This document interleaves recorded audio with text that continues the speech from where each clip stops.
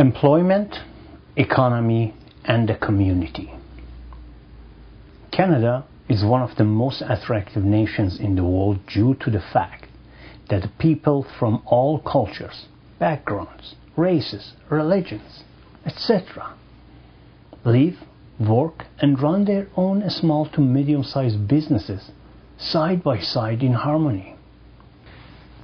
Today, business owners are facing serious challenges and hardship in their daily activities, and local retailers and merchants day by day gradually losing their hope of prosperity, mainly due to the restricted policies and taxes that are imposed by the different levels of government, as well as lack of proper management of the market economy by the bank authorities. A stable economy free from useless restrictions benefits communities. On the other hand, unmotivated environment will make a society dull in the long run, which could become a suitable medium for corruption and crime. In the society that we live in, everything somehow ends up being about money.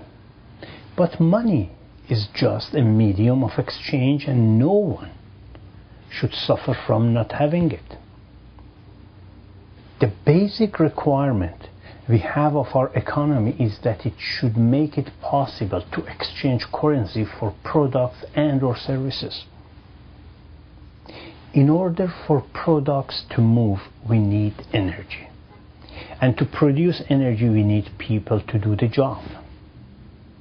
People must be physically and mentally healthy to be employed.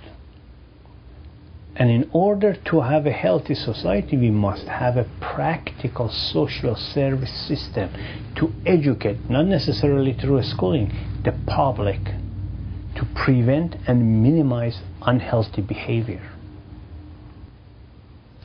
A rich social service sector improves the quality of life and provides an active and occupied society with a clean environment. Productive social services must focus on 3 stages of social life: pre-productive, productive, and post-productive. Services for the pre-productive should be available and not limited to infancy, childhood, schooling, and so on. Services to those who are at the productive stage must consider work, skill, gender equality, pregnancy, illness, health, immigration, identity, businesses, and so on. Services to those at the post-productive stage must cover retirement, housing, poverty, pension, etc.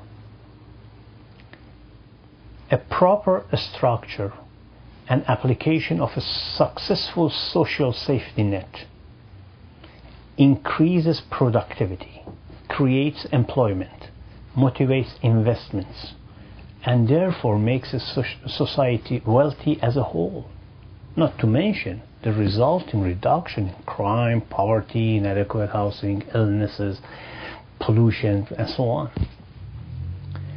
There are mainly 2 sorts of employers.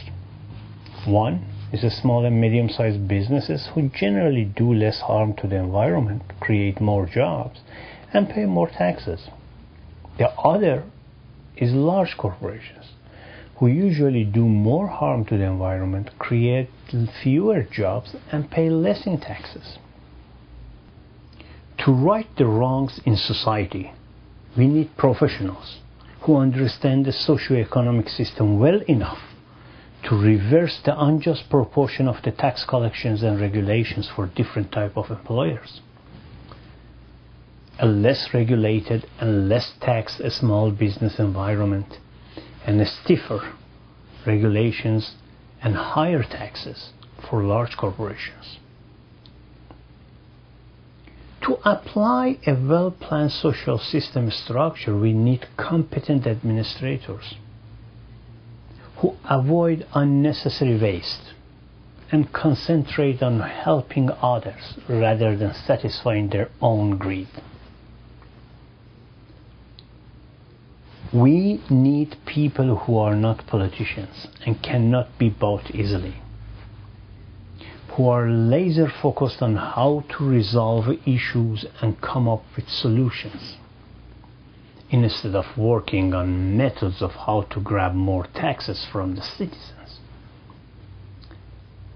Remember, there are only two main sources for wealth: natural and human, and one without the other doesn't have any value.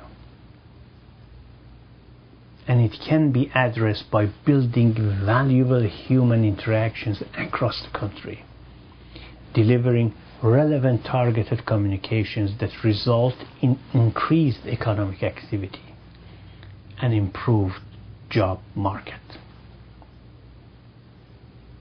You do know the truth. Nothing will ever change if we just sit back and watch. We don't need just believers. We need doers.